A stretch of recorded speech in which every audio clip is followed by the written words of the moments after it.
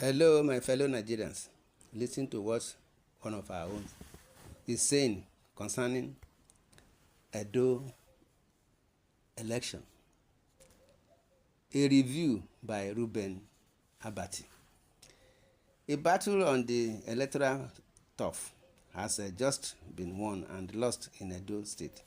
Nigerian Governor Godwin Obaseki was elected as governor in 2016 on the platform of the All Progressive Congress.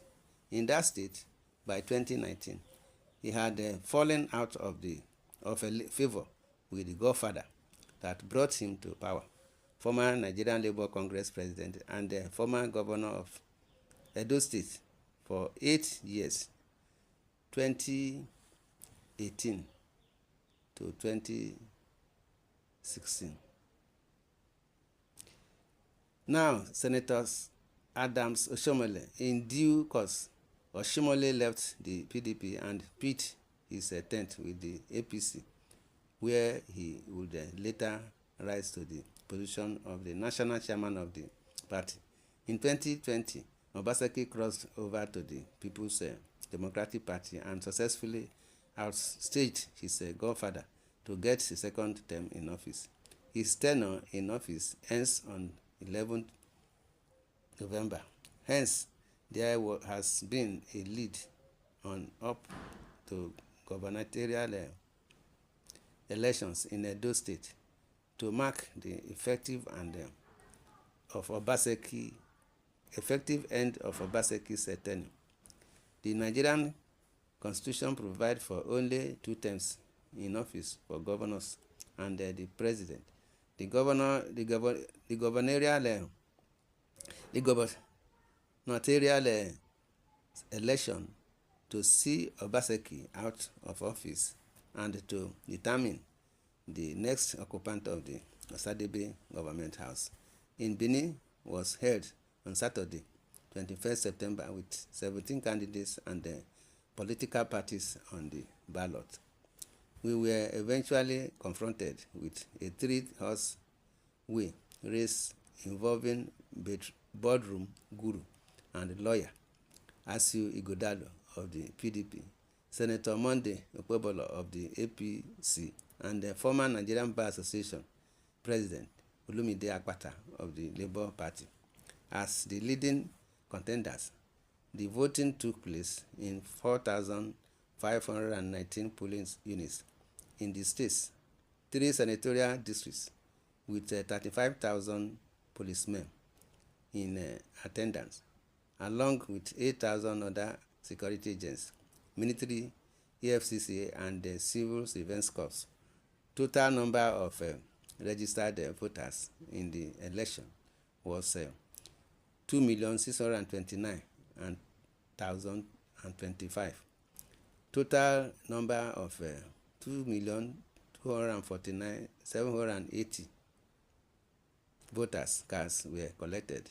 It was a high-stakes election, as seen in the febrile drama that led to the election, with the incumbent governor saying it was a do-or-die election in which the federal government was determined to rig in favor of the APC candidate, creating a federal might versus the People's Might encounter.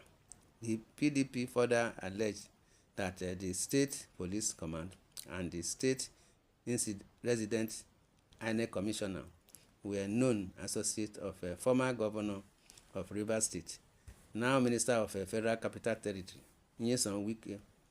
The Inspector General of Police, Kayode Egbetokun, pledged that the police were impartial and unbiased, while Wike did not help matters by boasting openly on live television that no Jupiter could change the police commissioner in Edo State and the INEC resident commissioner, and that Wike would not endorse either Ighodalo or the PDP in Edo State.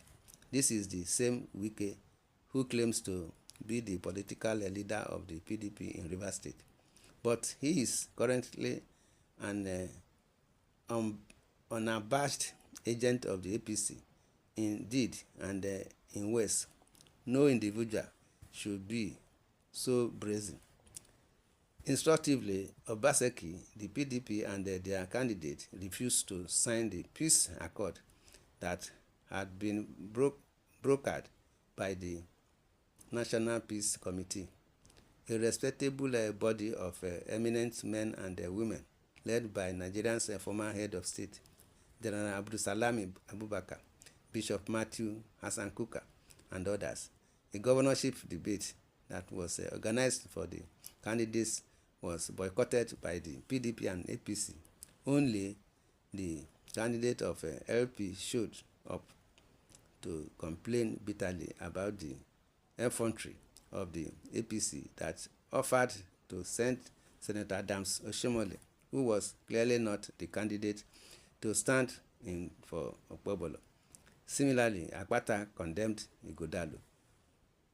There were fears about the possible outbreak of violence and the breakdown of law and order.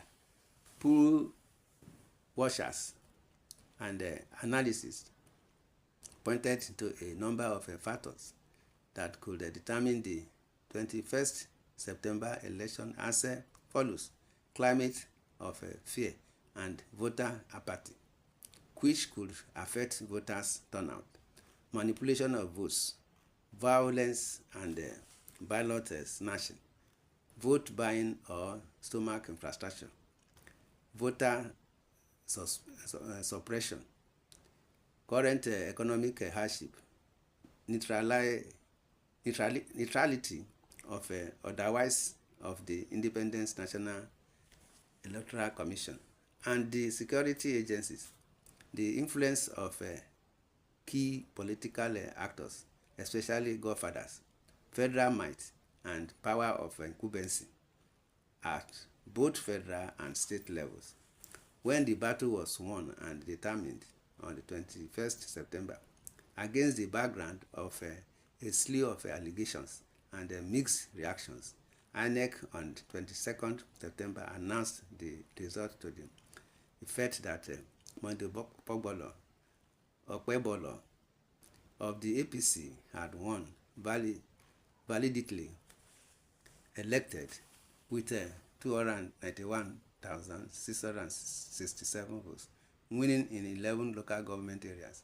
Asu Ighodalo, the PDP candidate, with 247,244 votes, with majority in 7 local government, and Olumide Akpata of the Labour Party with 22,763 votes, without any majority in any local government, not even in his own polling unit.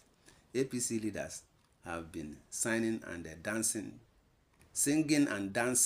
since then, claiming that God has blessed the words of their mouth, that the APC would triumph. The PDP leaders believe that they have been robbed. Governor Obaseki calls this a travesty and a tragedy, a display of brute force and a violation of the people's right to choose. He has, however, asked that the aggrieved should be calm and seek redress by following due process in expressing their grievances. Asu Ighodalo, the PDP candidate, alleged that the Edo election 2024 might be the worst ever in the history of this country. Akpata says the votes went to the highest bidder. Mr. Peter Obi, presidential candidate of the Labour Party, has said this was a case of state capture. My people, this is what we are saying. There is no truth in this Nigeria.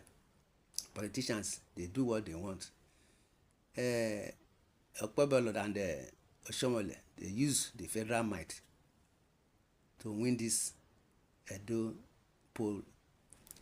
But well, let's just Hand over everything to God. God is in control. At the end of everything, God will see us through. My people, what do you suggest? What do you see to this? In the comment section, say your opinion. Share, love. Subscribe to this channel. My people, God bless Nigeria. Thanks and God bless. Amen.